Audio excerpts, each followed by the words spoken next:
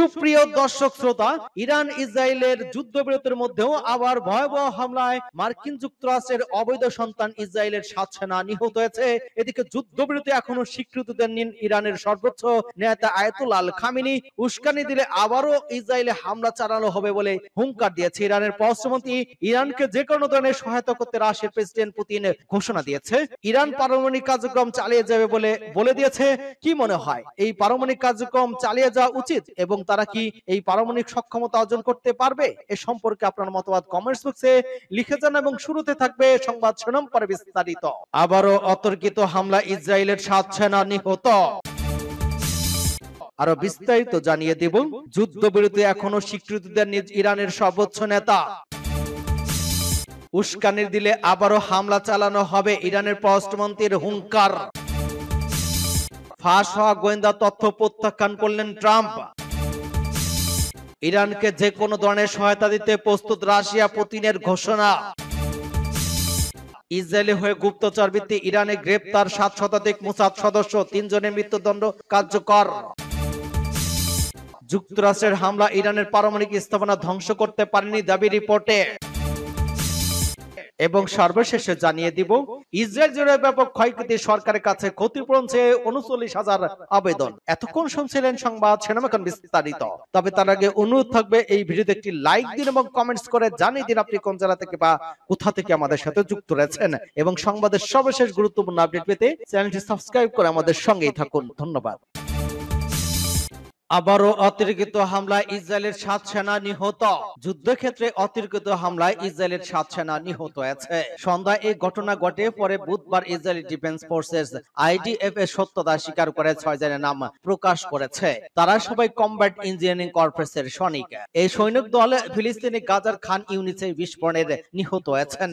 নিহতদের মধ্যে 6 জন হলেন লেফটেন্যান্ট মাতান ইয়াসংকি, স্টাফ সার্জেন্ট রোলেন মোশো, স্টাফ সার্জেন্ট নিউ রাবিয়া, সার্জেন্ট রোনেন শাপিরো, সার্জেন্ট রাপা মানব এবং সার্জেন্ট মান রারুসার পালসন। ঘটনাটি ঘটে সন্ধ্যায় মোট 6টার দিকে। বিস্ফোরণের কমব্যাট ইঞ্জিনিয়ারিং কর্পসের 605তম ব্যাটালিয়নের সৈনিকদের বহন করে একটি পুমা সাজান পার্সোনাল ক্যারিয়ারে ক্ষতিগ্রস্ত হয়। প্রাথমিক তদন্তে জানা গিয়েছে একজন আত্মঘাতী হামলাকারী এপিসিতে বিস্ফোরক ডিভাইস বিস্ফোরণের ঘটাতে সক্ষম হয়। এতে যানটির আগুন ধরে যায়।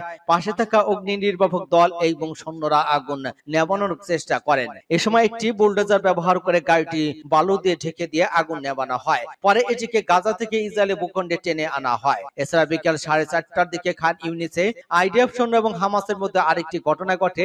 51তম ব্যাটালিয়নের কমব্যাট সৈন্যদের উপর ট্যাঙ্ক বিধ্বংসী গোলাবারুদ নিয়ে হামলা করে হামাস। এতে 2 জন সৈনিক আহত হয়েছেন।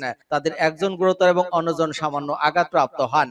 আইডিএফ জানিয়েছে হামলাকারীদের শনাক্ত করার চেষ্টা চলছে। সন্ত্রাসীদের কিছুতেই ছাড় দেওয়া হবে না। প্রয়োজনে অভিযানের তীব্রতা বাড়ানোর ইঙ্গিত দেয় ইসরায়েলি সেনাবাহিনী।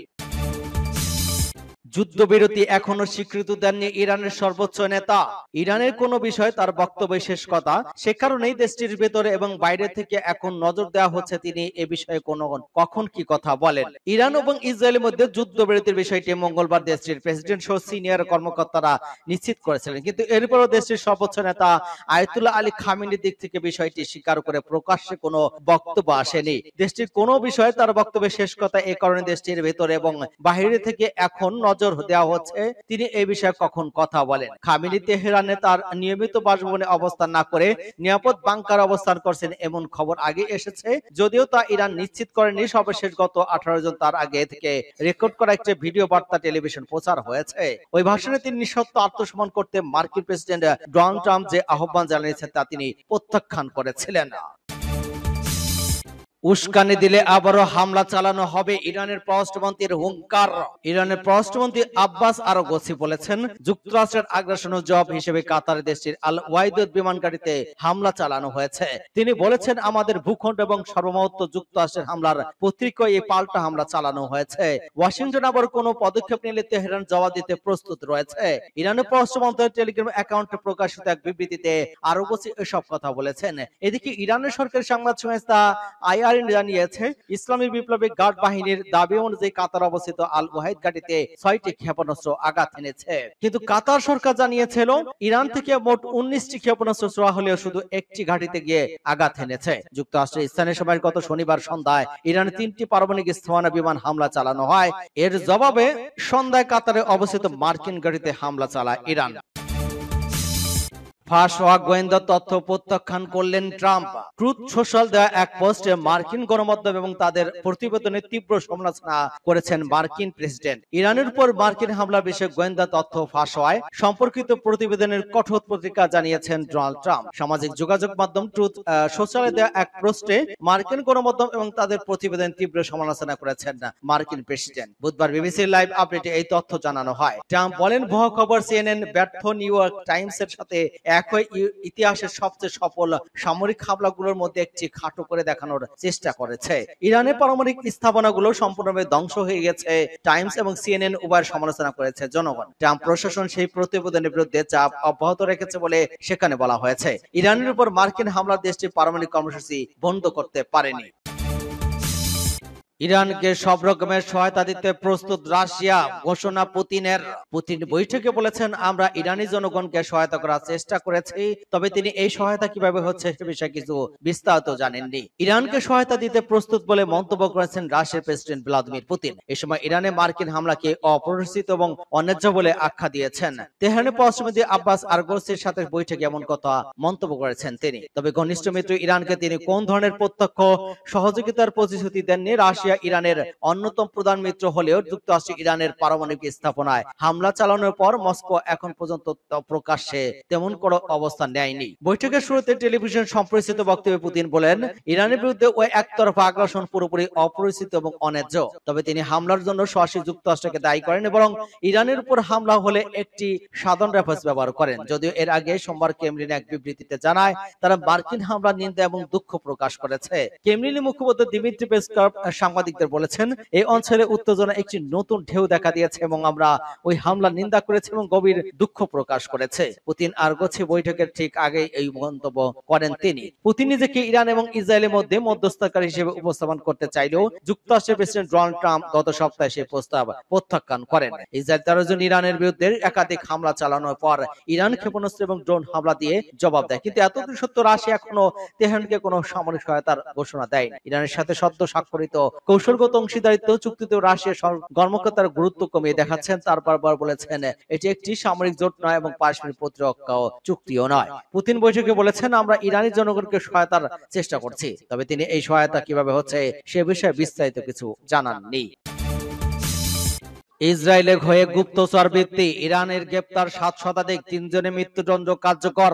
ইসরায়েলের হয়ে গুপ্তচর বৃত্তির অভিযোগে 7 শতাধিক গ্রেপ্তার এবং 3 ব্যক্তির মৃত্যুদণ্ড কার্যকর করেছে ইরান। খবর বিবিসির। ইরানের বিচার বিভাগের সংবাদ সংস্থা জানিয়েছে, ইসরায়েলের হয়ে গুপ্তচর বৃত্তির অভিযোগে 3 জন ফাঁসি দেওয়া হয়েছে। মিজান বার্তা সংস্থা বলেছে, হত্যাকাণ্ড চালানোর জন্য দেশে সরঞ্জাম পাচারের চেষ্টা করার জন্য তাদের দোষী সাব্যস্ত করা হয়। এতে আরো উল্লেখ করা হয়, ওই 3 জনের নাম ইদ্রিস আলী আজাদ সোজাই এবং রসুল আহমেদ রসুল, যারা ইসরায়েলের হয়ে কর্মকাণ্ড চালানোর অভিযোগে গ্রেপ্তার হন এবং বিচারে দোষী প্রমাণিত হন। ইরানের রাষ্ট্রীয় সংবাদ মাধ্যম নূর নিউজের তথ্য অনুযায়ী ইসরায়েলের সাথে 12 দিনের সংঘাতের সময় গুপ্তচর বৃত্তির সাথে সম্পর্ক থাকায় অভিযোগে 7 শতাধিক ব্যক্তিকে গ্রেপ্তার করে ইরান। যুক্তরাষ্ট্রের হামলা ইরানের পারমাণবিক স্থাপনা ধ্বংস করতে পারেনি দাবি রিপোর্টে। যুক্তরাষ্ট্রের বিমান হামলা ইরানের পারমাণবিক সক্ষমতা ধ্বংস করতে পারেনি, মাত্র কয়েক মাসের জন্য ওই কর্মসূচি পিছিয়ে গিয়েছে।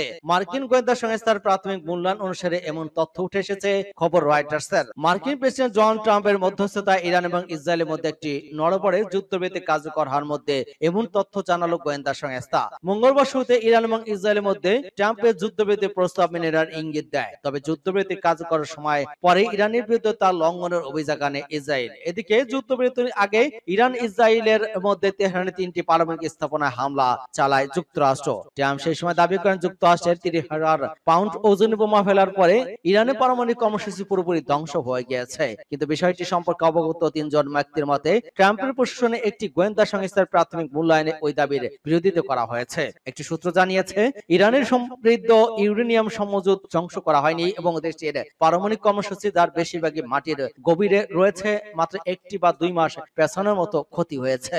ইরান দীর্ঘদিন থেকে বলে আসছে যে তাদের পারমাণবিক গবেষণা শান্তিপূর্ণ এবং বেসামরিক শক্তি উৎপাদনের জন্য, পারমাণবিক অস্ত্র তৈরির জন্য না। অন্য একটি সূত্র বলেছে, প্রতিরক্ষা গোয়েন্দা সংস্থার প্রকাশিত প্রতিবেদন অনুযায়ী হামলা দুটি স্থাপনার প্রবেশপথ বন্ধ করে দেওয়া হয়েছিল, কিন্তু ভূগর্ভস্থ ভবন ধ্বসে পড়েনি। প্রতিবেদনের সাথে পরিচিত একজন নাম প্রকাশে অনিচ্ছুক ব্যক্তির বরাত দিয়ে ওয়াশিংটন পোস্ট জানিয়েছে, হামলার পরে সেটি সেন্ট্রিফিউজ অক্ষত ছিল। এছাড়া মঙ্গলবার ট্রাম্প প্রশাসন জাতিসংঘের নিরাপত্তা পরিষদকে জানিয়েছে, ইরানের পারমাণবিক স্থাপনাগুলোতে তাদের সহস্তে হামলা পারমাণবিক কর্মসূচিকে ক্ষয়ক্ষতি করেছে। হামলার পর ট্রাম্প স্থাপনাগুলো পুরোপুরি ধ্বংসের দাবি করেন। ইসরায়েল জুড়ে ব্যাপক ক্ষয়ক্ষতি, সরকারের কাছে ক্ষতিপূরণ চেয়ে 39,000 আবেদন। টানা 12 দিনের সংঘাতে ইসরায়েল জুড়ে ক্ষয়ক্ষতির পরিমাণ কতটা ভয়াবহ তা তেমনভাবে সামনে আসেনি, কারণ ইসরায়েল সরকার ক্ষয়ক্ষতির তথ্য প্রকাশে নিষেধাজ্ঞা আরোপ করে রেখেছিল। তবে দখলদার দেশটিতে যে ব্যাপক ক্ষয়ক্ষতি হয়েছে সেটি অনেকেই অনুধাবন করা যায় সম্প্রতি সামনে আসা ইসরায়েলদের ক্ষতিপূরণ চাওয়া তথ্যের ভিত্তিতে। মঙ্গলবার বার্তা সংস্থা আনাদোলুর এক প্রতিবেদনে বলা হয়েছে, সংঘাতের পর থেকে যুদ্ধবিধি কার্যকর হবে 12 দিনে ইরানি ক্ষেপণাস্ত্রের কারণে সৃষ্ট ক্ষয়ক্ষতির জন্য জনগণের কাছ থেকে 39,000 ক্ষয়ক্ষতির আবেদন পেয়েছে ইসরায়েল। ইসরায়েলের পত্রিকা ইহুদ আরনাহাত মতে 13 জন ইসরায়েলের ইরান সংঘর্ষ শুরু হওয়ার পর থেকে ইসরায়েলি কর্তৃপক্ষের প্রায় 38,700 ক্ষতিপূরণের দাবি পেয়েছে।